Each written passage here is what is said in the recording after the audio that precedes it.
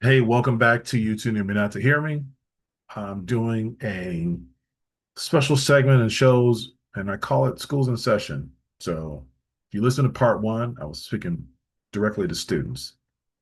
Now, in this part two, I want to speak directly to teachers. Those of you that have been chosen, whether or not education picked you or you picked it, I want to talk to you as educators. First thing I think I want to say to you in this YouTube Hear Me Not to Hear Me segment is that you have been given an opportunity to do something that the world doesn't realize how important it is to pass on knowledge, to be the conveyor to help young people, anybody, any age, whether they're extremely young or extremely old, to pass on knowledge and to be that conveyor of it is a very, very special privilege. And you have to see it like that. Let me say this clearly, and I pray that you take this to heart. You can't be in this career, this business of education, and you don't like kids, young people, or adults. You can't. It's impossible to do this effectively. And you're probably saying, well, why would he say that? Not only is being a teacher and an administrator in education for over 30 years, I've heard some of the wildest things come out of teachers' mouths, some teachers' mouths, not everybody, but some teachers' mouths that have destroyed the conception of who and what we really are. I have had a teacher literally tell me, I don't even like kids. And they were teaching in an elementary school. I know, right? But you too near me not to hear me. So I'm saying this in all honesty, and I want you to clearly hear me when I say this. If this is your profession, if this is something that you're choosing to do, you have to like the challenge of educating others. It's not easy. It doesn't mean that you're going to do a whole bunch of talking. You're not. This is not the time for you to say, I got all the knowledge. You better listen to me. No, it's not. It's not. It's not. It's not. It really is about engaging the student in what they understand, what they know, what they don't know, and building the confidence inside of them as you convey what you're trying to educate them about, helping them to come to an understanding of it and to be patient. There's one thing that I know that we say to kids all the time, oh, no question is a stupid question. But in the back of our minds as teachers, we're like, oh my God, if this kid asks me another dumb question, I don't want to hear this anymore. Please do me the favor. If a kid asks you a silly question, take it as a moment to take a breather and not take yourself so seriously. Just simply smile and just laugh so that they can see that you're actually a human being and that you do have a sense of humor and that it's okay for this brief 30 seconds or this brief moment just to laugh and to shake this off and then get back to the business. It makes you appear to be human. But the thing I'm asking for more than anything else as a teacher is to understand this privilege that you have and to be patient. Be patient with yourself. You know, if you're new to teaching, especially young people, whether or not it's in elementary school, middle school, or high school, and even into college, being patient with your students and showing that you have patience is going to endear them. They're never going to respond back to you the way that you want them to.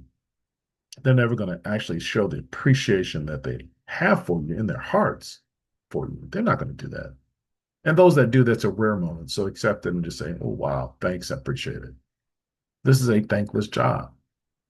And when we do get thank yous from it, it's something that is you shouldn't expect it, but hey, take it as there's your flowers.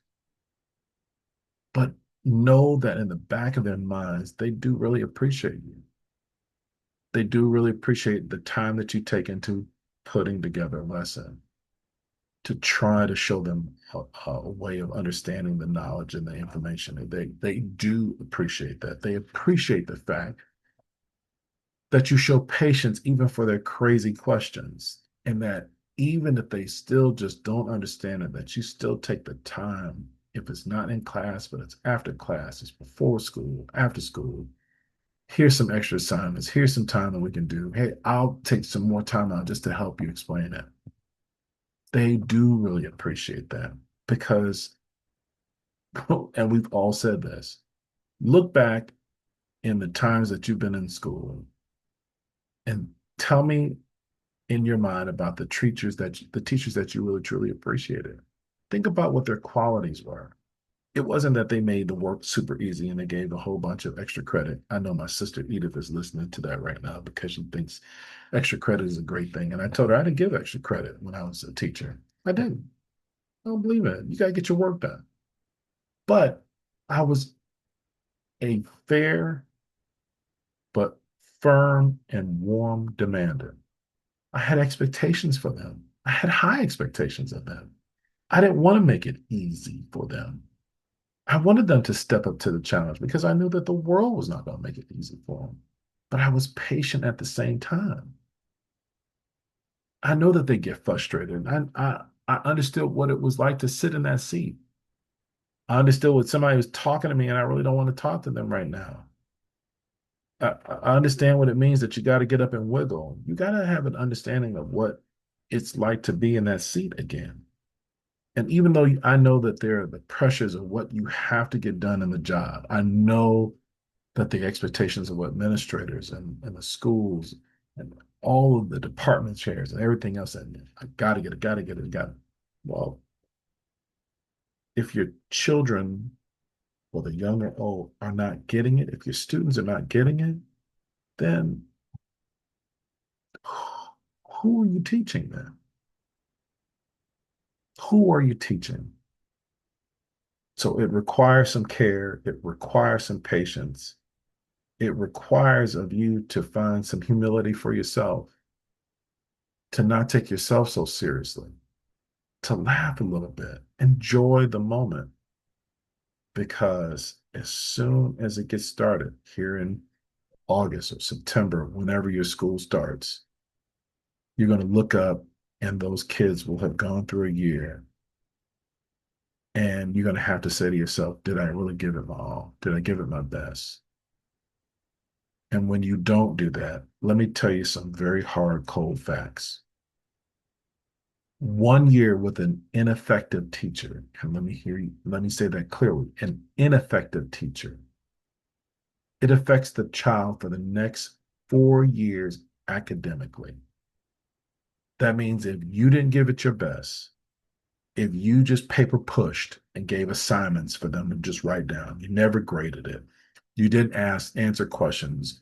You just kind of gave grades out and you didn't show them what they earned. You didn't teach them what they really need to know. You've affected that child now for the next 4 years academically. So let me give you case in point.